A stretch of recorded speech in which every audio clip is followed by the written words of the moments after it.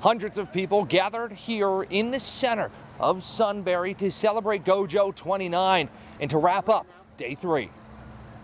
We rewrote history on the start of Day 3 of Go Joe 29 as George Washington and a friendly bear decided to cross the Susquehanna River to get to Jacob Gearhart Park to support Joe and everyone who gathered with him.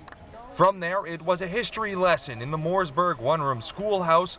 We learned about a typewriter, a very old bike, and the Central Susquehanna Hammers, who together helped Joe start his Day 3 of riding. A quick stop by the American Legion post number 841 in Montandon saw the donations come in, which were doubled thanks to the William E. Chatlos Foundation. Rainy skies rolled in as we entered Lewisburg. Thankfully, some shelter at the farmer's market gave Joe a chance to rest and then saw him continue his journey. A stop in Mifflinburg took us to the Buggy Museum, where Joe got an experience on how people used to travel long before his bike was ever made. Our noon live shot took us to Middleburg.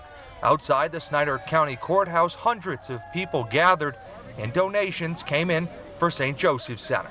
In New Berlin, a crowd was gathered outside the old Union County Courthouse. Joe took lots of pictures and lots of donations came in. A quick detour staying in New Berlin saw us meet up with one of Go Joe's biggest fans and biggest donors. Gregory Fleck has been a part of the celebrations and donation efforts of Go Joe for more than a decade. This year, he crossed the $40,000 mark, raising thousands for those in need.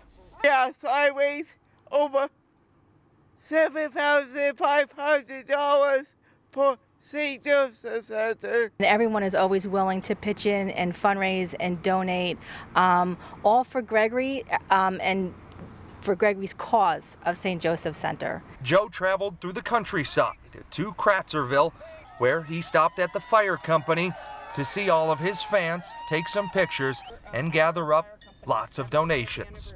It was back to school for Go Joe in Penn Township as he took a seat to learn in the old Herman School, a classroom that was filled with his fans.